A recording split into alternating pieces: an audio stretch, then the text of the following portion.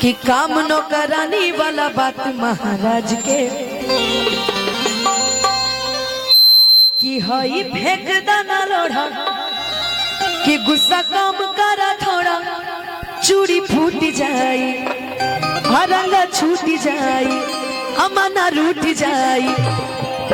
कि तारा राजा जी के दिलवा टूट जाई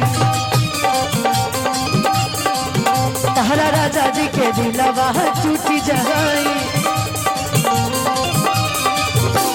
तावा लेखा गरम रवा करी न मिजाज के काम नौकरानी वाला बात महाराज के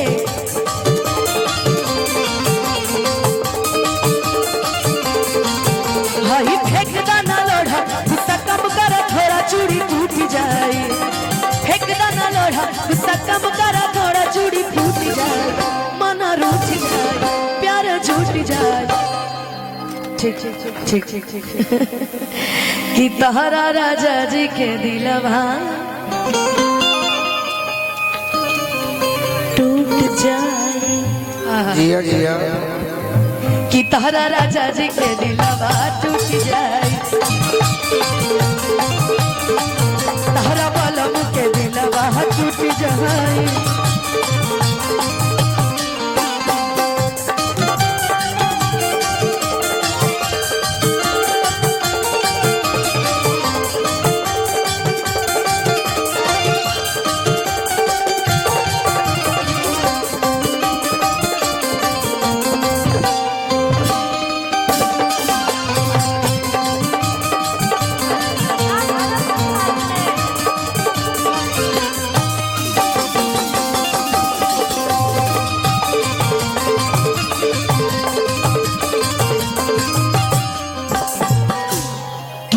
सियालू का है अरे सियालू का है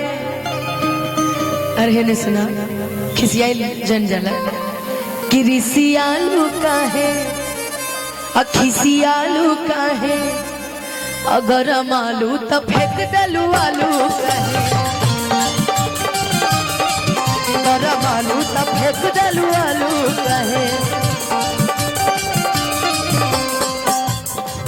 हमसे भइल बाटे भारी धोखा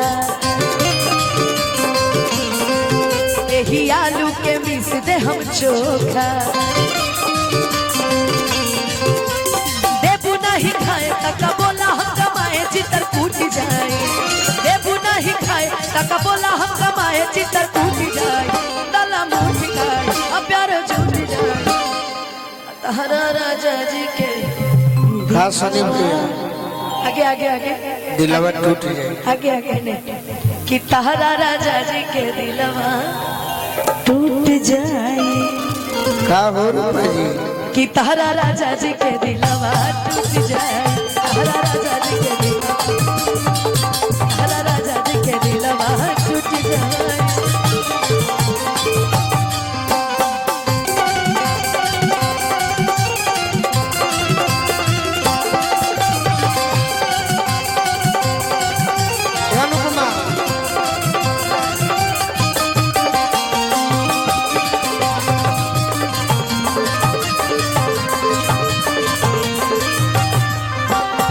सुना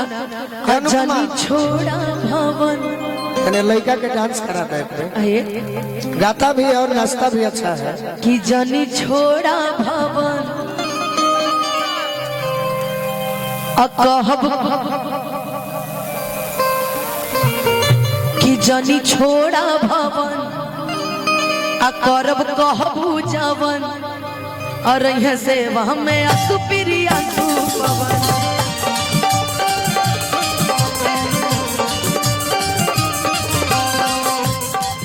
करब जहबू कम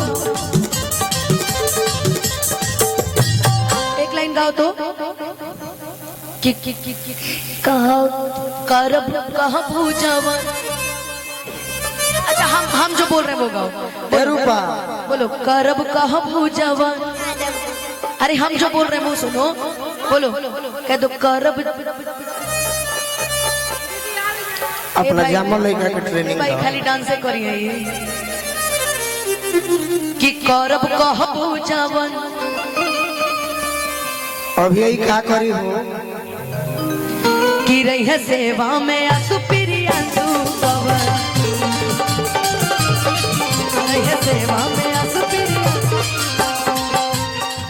झूठे बातें पमारे लपालिस कहबा राती के करे के मालिक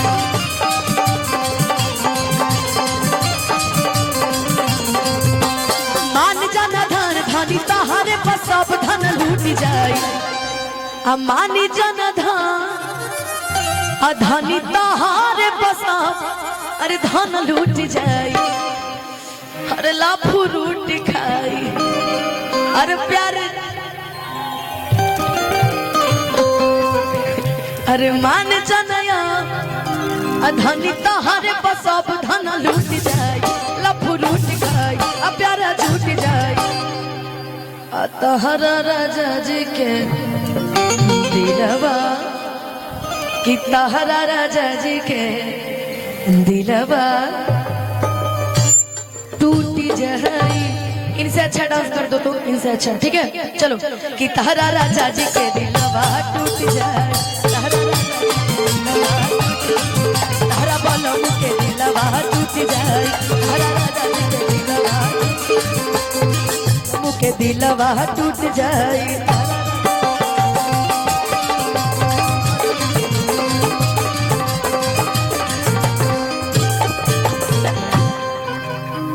अच्छा वैसा एगो गीत बताओ